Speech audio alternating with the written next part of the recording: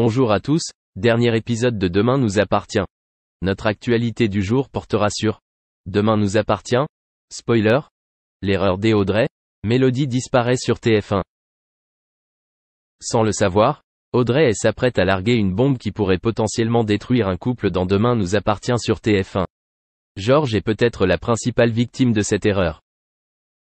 Audrey, Charlotte Gassio, reste une épouse très attentionnée pour Damien, Adrien Robe, personnage fondamentalement positif dans Demain nous appartient sur TF1.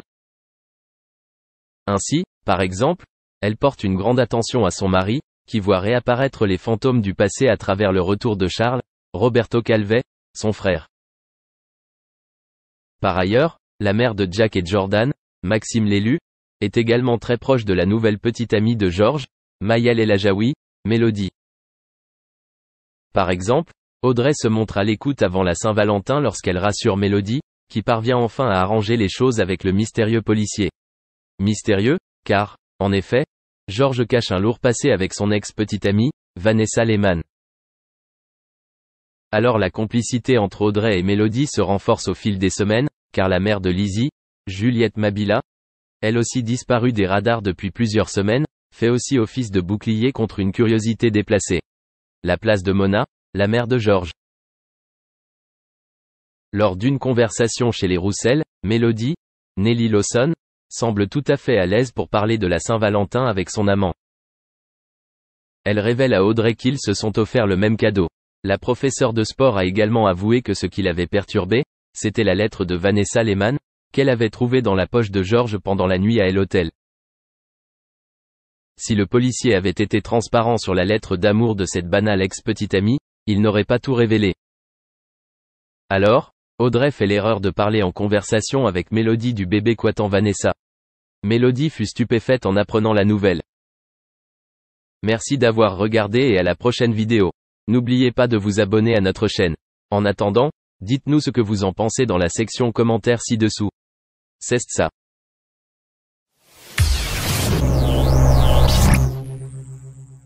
L'ascension fulgurante d'Éric Zemmour dans les sondages d'opinion publique prend le supposé candidat pour 2022. Une déclaration officielle de la part du polémiste est très attendue depuis plusieurs semaines, mais ne vient pas. Les rumeurs et les allégations dans les médias la prévoient pour les jours à venir, mais le journaliste continue de cultiver le mystère. Problème, cette hésitation apparente sème le trouble au sein même des soutiens de l'ancien journaliste du Figaro. Interrogé par Le Point, mercredi 13 octobre, plusieurs sources, sous couvert d'anonymat, ont témoigné d'un désordre ambiant. Je n'arrive pas à avoir certaines assurances et mon patron commence à s'impatienter, il me demande de choisir.